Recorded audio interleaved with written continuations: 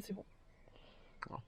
Salut à tous, donc vous avez été nombreux sur le groupe Recube2 sur Facebook pour me demander comment faire le tricycle électrique et notamment pour le câblage des deux contrôleurs et de tout ce qu'il faut en électronique pour fabriquer ça.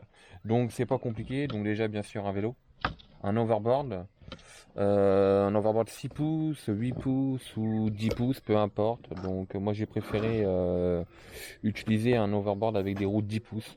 Gros avantage, c'est que c'est moins brutal à l'accélération. On va un petit peu plus vite forcément, mais à l'accélération, c'est un peu moins brutal. Donc voilà. Donc pour le matériel, deux contrôleurs e-bike 36, 48 volts, 350 watts qu'on trouve partout, AliExpress, Banggood, Amazon, tous ces grands fournisseurs là. C'est pas compliqué. Donc, attends. Hop là. Attends, je trie les fils parce que sinon ça va être un vrai merdier pour les gens. Parce qu'il y a 80% des fils qui servent pas.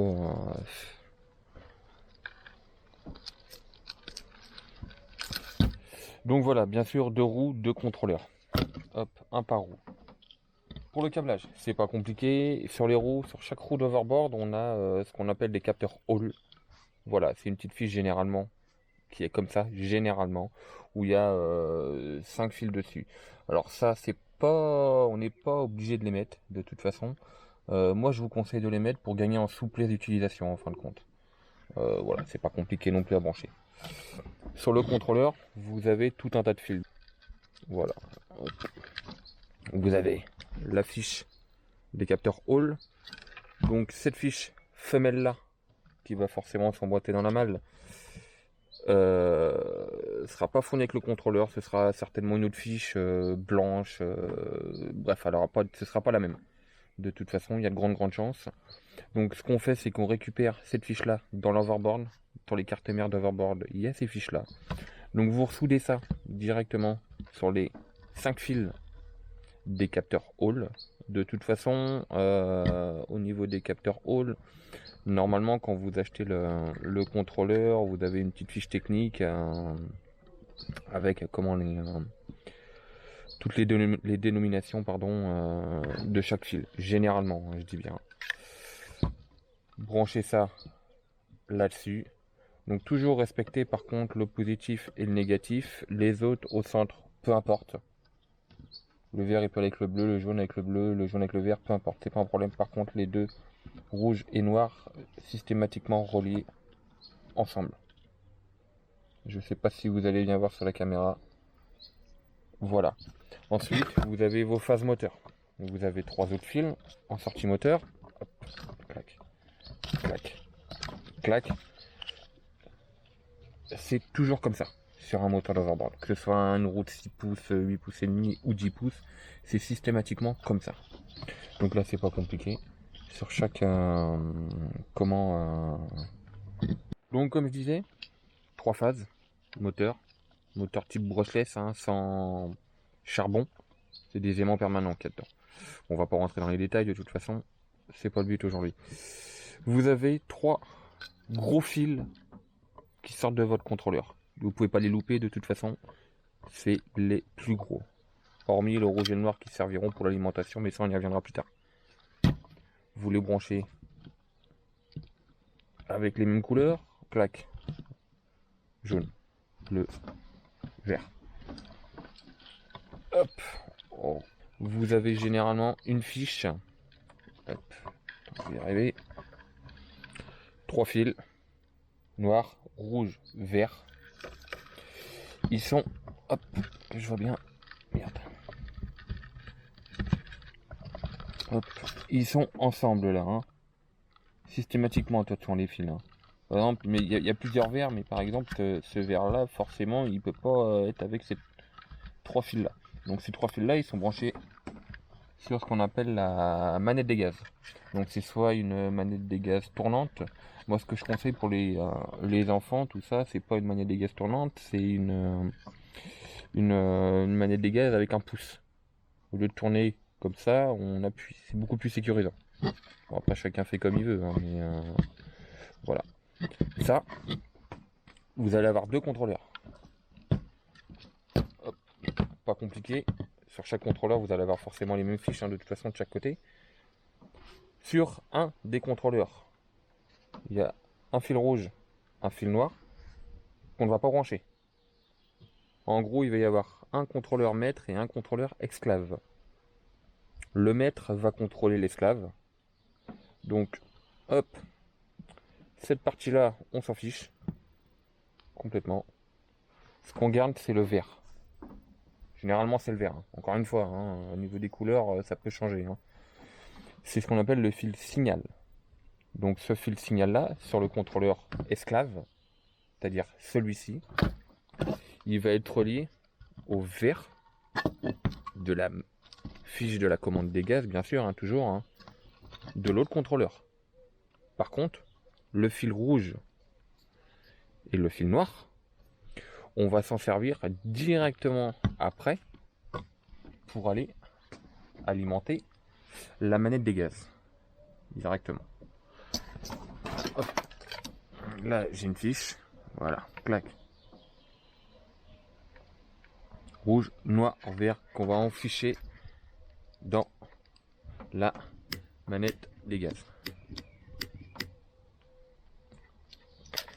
Donc là, sur le esclave, le contrôleur esclave, on récupère que le fil vert, c'est-à-dire le fil du signal.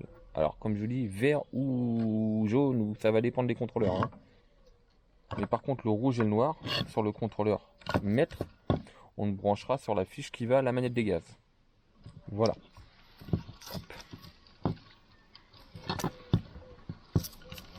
Ah, il y a tellement de fils en plus. Le pire, c'est qu'il y en a à la moitié qui servent à rien. Enfin, qui servent à rien. Pour ce qu'on a à faire, ils ne nous servent pas, quoi. Ensuite, on continue. Pour l'alimentation des 2 contrôleurs. Donc là, c'est pas compliqué. Hop. Hop. Voilà. Est-ce que je vais réussir? Ouais, c'est bon. Vous avez 2 fils de gros diamètre, le même diamètre que les phases moteurs. Un rouge, un noir. Et à côté, vous avez un autre rouge. Ça, c'est le... Comment on peut dire ça? C'est le plus après contact, on va dire. Comme sur une voiture. Donc, rouge, rouge, noir, noir. Les 2 contrôleurs, on les branche ensemble. Rouge, rouge, noir, noir. Hop. Clac. Vous voyez, les sections des fils sont toujours plus grosses de toute façon que les autres. Hein. Il y a d'autres rouges là, mais ça c'est du tout petit film. Hein. Vous voyez, je sais pas si on peut voir sur la vidéo, mais voilà. Il y a une différence quand même de section de câble. Hein. Donc c'est pas compliqué. Ça c'est ce qu'il y a de plus simple, hein, très honnêtement. Hop. Alors moi j'ai soudé une fiche, hein, c'est une question. Simplicité, voilà. Vous branchez là. Ou alors vous allez souder directement le rouge, enfin l'autre rouge, le noir, l'autre noir. Hein. Mais moi j'ai préféré mettre une fiche. Hop, c'est plus simple. En cas de... Il suffit qu'il y en a un qui crame, admettons. C'est très rare honnêtement. Hein, que ça crame les contrôleurs. Voilà. Vous reliez tout ça. Les 2 rouges de chaque contrôleur. En gros, les 2 rouges du contrôleur esclave sur le contrôleur maître. Le noir du contrôleur esclave sur le noir de l'alimentation, hein, toujours, du contrôleur maître. Voilà. Ensuite, c'est pas compliqué. Vous allez avoir une autre fiche, hop, qui servira d'alimentation générale. Donc là, c'est la batterie qui va être branchée. Donc moi, les batteries que j'utilise, c'est simplement les batteries de l'overboard. C'est des batteries en 36 volts. Généralement, c'est de la 4 ampères 4. Je bien dis généralement. Hop. Non, je vais pas le défaire parce qu'après, ça va être la merde pour le remettre. Donc rouge, rouge, plus rouge, rouge, noir, noir, noir, noir. Voilà, bam. Vous alimentez directement vos 2 contrôleurs. Donc ce que j'ai dit tout au début, les phases moteurs plus les capteurs Hall, c'est valable pour l'autre côté, c'est exactement la même chose. Hein. J'ai pas précisé, mais vous voyez une autre façon d'inverser les moteurs. Donc ce qu'il faut savoir aussi, c'est que là on a deux fils blancs, hop, qui sont indépendants l'un de l'autre, ni plus ni moins. Là on va s'en servir pour inverser les moteurs, pour synchroniser les capteurs rôles avec le moteur. Quand vous allez accélérer, quand vous allez brancher vos phases, en théorie elle est censée tourner dans le bon sens, mais bon, j'ai bien dit en théorie. Il suffit qu'elle tourne dans le mauvais sens. Au lieu d'inverser les fils, comme je disais tout à l'heure, sur généralement chaque contrôleur, vous avez ça, deux fils blancs. Vous les branchez ensemble. Vous attendez, la roue elle va tourner dans un sens. Vous les branchez, vous les rebranchez ensemble, la roue elle va tourner de l'autre sens, elle va s'inverser. Et là, la synchronisation du moteur avec les capteurs Hall, pardon, elle est OK. Donc voilà, pour moi, personnellement, vu qu'on branche les capteurs Hall, comme je vous ai dit, vous n'êtes pas obligé. C'est juste un conseil au niveau de la souplesse de fonctionnement de la commande de la manette des gaz, clairement. Je vous conseille de brancher vos phases en suivant les couleurs. Jaune, jaune, bleu, bleu, vert, vert. Encore une fois, ça dépend les couleurs, ça dépend des moteurs. Il suffit que la roue tourne dans le mauvais sens, et ben vous inversez ça. Vous faites toucher ces deux fils là. Et voilà, c'est pas compliqué. Et vice versa pour l'autre aussi. Sur le contrôleur, forcément, vous avez exactement la même chose. Voilà pour la partie électronique, pardon. Donc c'est pas super méga sorcier. De toute façon, si vous avez des questions, il ne faut pas hésiter à me demander. Voilà. Il y a sur chaque contrôleur, vous avez tout un tas de fils qui peuvent certainement vous faire peur. Putain, je peux y arriver à le faire. Voilà. Plus que 10% de batterie. Ouais, bah c'est pas grave, on change la batterie. Hop. Hop. Hop. Je vais pas rentrer dans les détails à quoi sert tout ça. Pour ce qu'on a à faire là actuellement, ce que je vous ai montré, ça suffit largement. Voilà. En gros, ça, on s'en sert pas. Alors, il y a des contrôleurs forcément qui en ont moins, il y a des contrôleurs qui en ont plus, ça dépend. Mais au début, ça peut faire peur de voir tout un tas de câbles comme ça, mis les uns derrière les autres. Nous, ce qui nous intéresse, c'est les capteurs Hall, les phases moteurs, la commande des gaz et l'alimentation des contrôleurs. Voilà. Donc c'est pas méga sorcier. C'est juste voilà, faut prendre son temps, bien vérifier les fils. N'hésitez pas à regarder les notices des contrôleurs. Généralement, je dis à Visson, ou sinon on les trouve sur internet. Il y a quand même beaucoup de tutos sur internet. Donc quelqu'un qui s'y connaît vachement, vous pouvez aller voir sa chaîne éventuellement. Il s'appelle Changli 21. S'il y a le moindre truc à me poser des questions.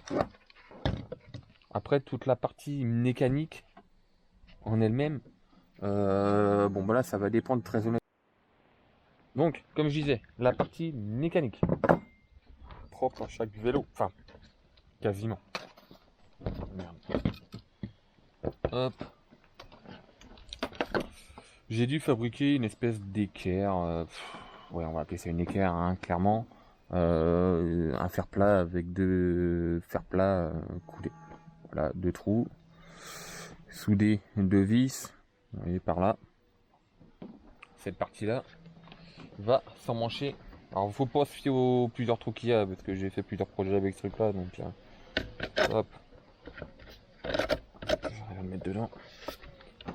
Putain, si j'y arrive, c'est censé rentrer. Voilà. Hop là. Clac. Merde. Voilà. Deux tiges filetées qui sortent de l'intérieur. Clac. Clac. Rondelle. Et j'ai pas pris la bonne, forcément. Bon, c'est pas grave. De toute façon. Hop. Écrou. Droite. Gauche. Gauche et droite, c'est exactement la même chose. Tige filetée qui sort. Rondelle, écrou. On bride ça directement. Ce qui fait que l'overboard pourra plus tourner sur lui-même. Hop, clac, on enlève ça. Ensuite, ça, cette pièce-là, hop, va s'emmancher ici. Vous voyez, je vais vous le monter après, vous allez voir, hein, de toute façon. Pisse. Oula. Hop là. Ok. Hop. Il est où le trou? Je le vois pas. Je ne vois pas. Merde, putain. Bon, là, c'est balèze par contre. Hein. C'est allé tout à l'heure. Enfin, ça y a été de toute façon, forcément.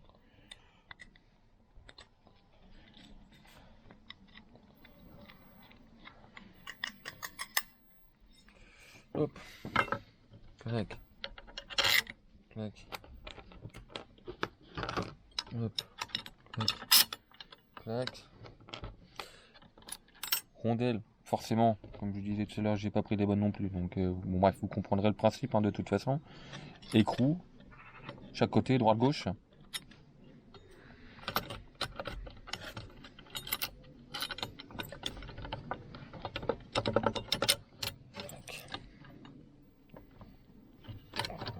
Hop là. Voilà. Là, je vous fais un montage à blanc. Hein. De toute façon. Un peu à l'arrache. Il me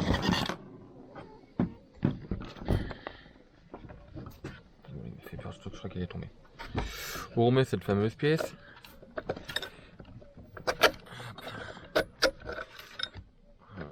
Ah oui, j'oubliais d'ailleurs, j'ai oublié de leur dire aux gens. Hop. Là, sur chaque overboard, vous avez une espèce de petit truc noir en plastique. Hein. Faut le faire sauter hein, directement, un tournevis, et puis il saute. Hein. Et éliminer légèrement l'arrondi qui est là pour que ce soit avec cette pièce là que j'ai fabriquée, que je vous ai montré, aille, comment dire, bien à plat.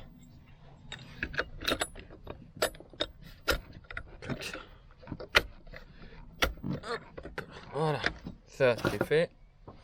Ensuite,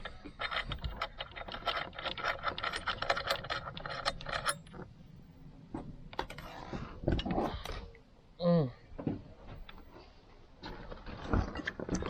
s'emmanche là. Voilà.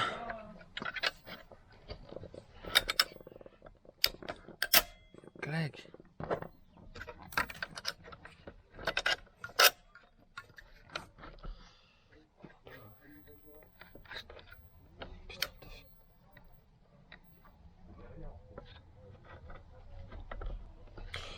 Voilà. Oui, c'est pas compliqué. Rondelle, écrou. On vient bloquer tout ça. Alors pour ceux qui ont éventuellement peur que comment l'overboard fasse ça, ce que vous pouvez faire éventuellement, hein, c'est repercer un trou. Moi je le fais pas parce que bloqué ça n'a jamais bougé. Mon fils c'est pas tendre avec, hein, attention, hein, il roule. Et il roule pas forcément sur du plat, donc c'est-à-dire les trottoirs, les bosses, la terre, enfin bref, tout ce qui est possible, inimaginable. Pour éviter qu'il fasse, comment dire, l'avant ou à l'arrière, ou éventuellement qu'il sorte de son logement, vous voyez, ben, ce que vous pouvez faire, c'est pas compliqué, c'est que vous faites un petit trou dans le vélo, hein, clairement, un trou de 5 ou 6, ça dépend suivant votre vélo. Hein. Pris un sandwich ici, là, de chaque côté, et puis c'est tout, ça lui évitera. Mais honnêtement, comme ça, moi, il a jamais bougé. Hein. Serré à fond, ça n'a jamais bougé, là, il est jamais parti comme ça, ni comme ça. Voilà pour la partie mécanique, donc ça, pour la batterie. Donc pour les batteries, généralement vous avez faim. Ça ressemble à ça. Dans chaque overboard. Ça, pour être honnête, c'est des batteries de merde, clairement. C'est des 2 ampères 4 je crois, je sais plus exactement. Mais généralement les bonnes batteries, elles sont pas enveloppées dans du plastique, elles sont juste en gaine thermo bleu. Généralement. Moi j'ai simplement fait un petit support avec ce qu'on appelle du dibon. C'est des 2,5 plaques d'alu qui prennent en sandwich une plaque de plastique hein, directement. Donc moi ça va clairement là. Voilà. Hop. Serré avec une sangle tout autour et voilà, on n'en parle plus. L'alimentation, comme je vous disais tout à l'heure, on branche. Donc bien attention à faire, bien faire attention pardon, aux polarités. Hein. Sinon ça va pas le faire du tout. On va chercher les rondelles, elles étaient là comme un idiot. Ah, c'est pas grave. Pour la partie cale-pied. Alors il y en a plusieurs qui m'ont dit pourquoi t'as pas juste fait un cale-pied classique en enlevant le plateau du vélo. Bah moi je l'ai pas fait pour la bonne et simple raison que je voulais garder le vélo entre parenthèses fonctionnel. Parce que en gros j'ai rien soudé sur le vélo, j'ai rien vissé sur le vélo, j'ai pas fait de trou. Si je veux je peux le remonter à l'origine. Alors certes ça fait pas forcément très très esthétique, mais le principal c'est que les pieds sont à peu près comme ça quoi hein, ensemble. Moi j'ai fabriqué une espèce de tube clairement avec une pâte en aluminium en dessous, pareil, pris en sandwich avec une vis, hein, simplement, c'est pas... Ah putain, c'est un écrofrein que j'ai mis, je sais plus. Non, pourtant, j'arrive pas à le desserrer. De façon à que le tube ne se barre pas et que ça empêche le pédalier de tourner sur lui-même en fin de compte. En gros, cette pièce-là en aluminium une fois serrée, va écraser le tube en haut et puis le tube ne pourra plus bouger. Et le pédalier sera bridé. Donc oui, il y a possibilité de faire des cale-pieds classiques fixes. Moi j'avais pas envie, comme je le disais, pour garder le vélo dans son état d'origine, si un jour je veux le remettre à l'origine. Et aussi, ce qui peut faire un petit peu peur, c'est que vu que c'est cale-pied, enfin le pédalier n'a jamais été démonté, il se peut qu'on casse quelque chose de toute façon. Donc deuxième raison pour laquelle je l'ai pas démonté. J'ai laissé comme ça à l'origine.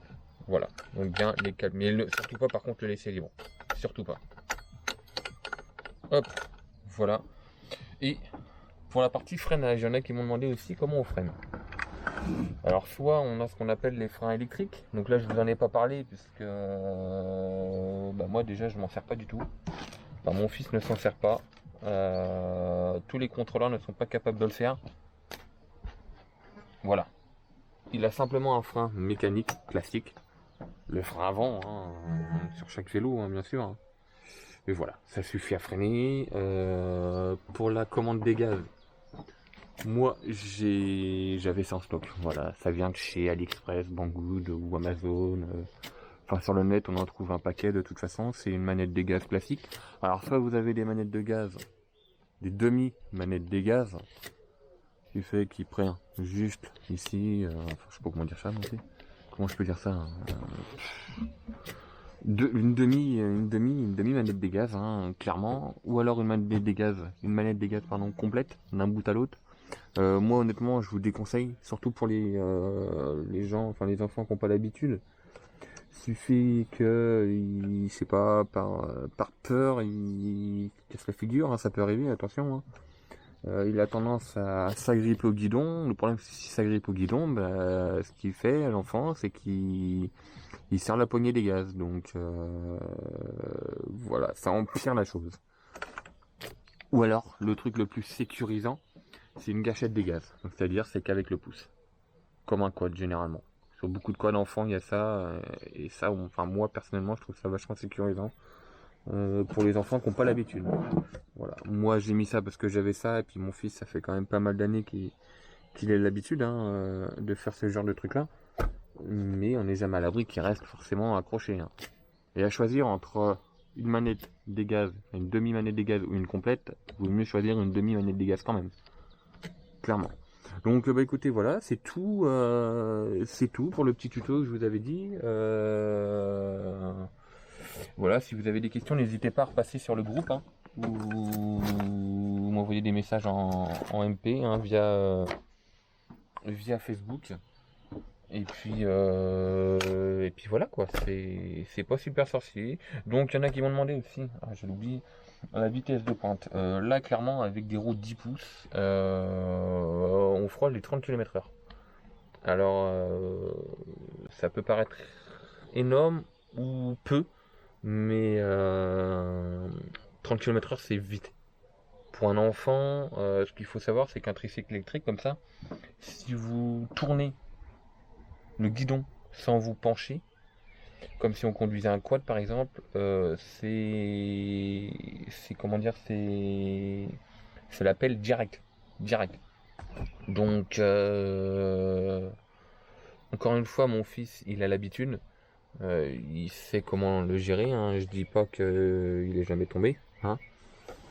Il a pris l'habitude de s'en servir.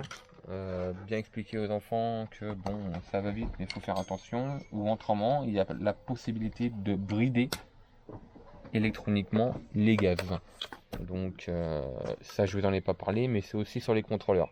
Alors si vous êtes intéressé par ça, il faudra me redemander si vous voulez. Je pourrais vous envoyer un petit plan de câblage pour pouvoir brider le quoi, n'importe quoi, le tricycle. Pour les débutants, je serais vous, je le briderai ou alors pas. Euh, c'est voilà, c'est aux parents de choisir. Hein. Après, il y en a beaucoup aussi qui m'ont dit c'est dangereux, c'est dangereux. Oui, c'est dangereux, mais de toute façon, qu'est-ce qui n'est pas dangereux? Un vélo, c'est dangereux. Une trottinette, c'est dangereux. Donc, c'est pas plus dangereux qu'un autre véhicule pour enfants. Donc, voilà. Moi, il est pas bridé. Il est en full, clairement. Mais mon fils va pas va rarement à 30 km/h. De toute façon, il fait attention. Hein.